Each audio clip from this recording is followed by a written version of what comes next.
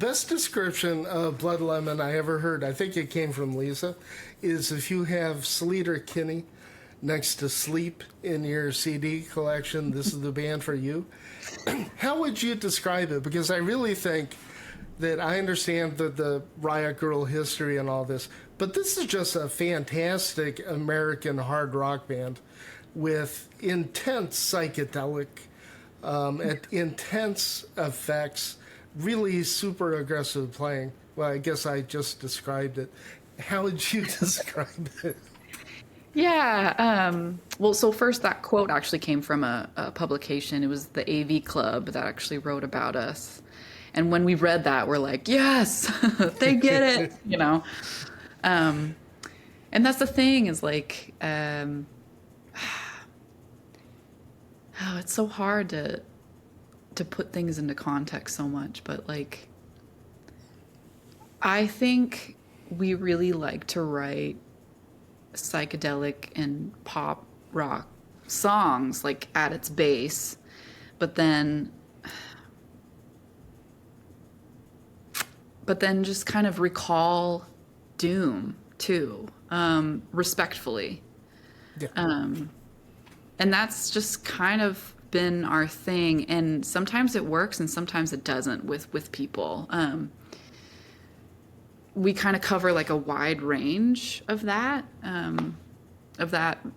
like classic and psychedelic rock side, but it's the slow, more sludgier, more earth-like tones that I think we either gain more fans or we kind of lose people too. It's very weird. It's always been like a weird thing for our band because like we're right on that line. I remember there was one guy, because we were working with a radio syndicate and sending our album out to different radio stations, and then people would give us feedback back to the band. And there was one radio guy who loved Burned, and it's a song that starts off like kind of just like a typical like rock and roll song, fast, and then near the middle of it or near the end of it, it goes super slow, super sludgy, like dirge kind of riffs. No vocals, just riffs. And, you know, he loved that song and he loved how fast paced it was and the change of it.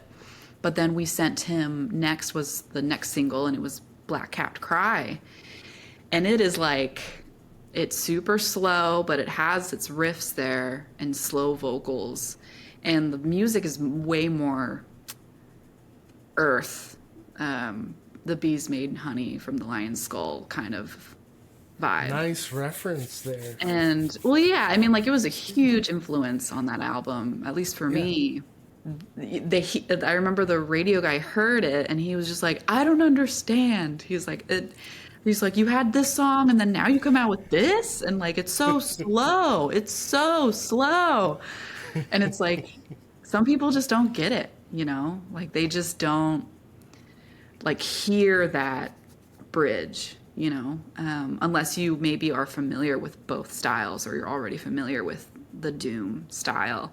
And I think that's kind of the purpose of our band, is to be that gap, to bridge that gap, and to kind of bring more people to doom and like these other kind of concepts of slow, dirgy metal and rock, you know, because I just don't feel like there's enough people who know about it or maybe feel like it's for them.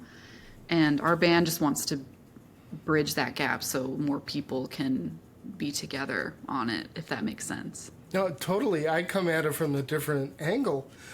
Coming from the doom world brings a lot of doom fans into other bands that they otherwise wouldn't have paid attention to. Oh, that's and great.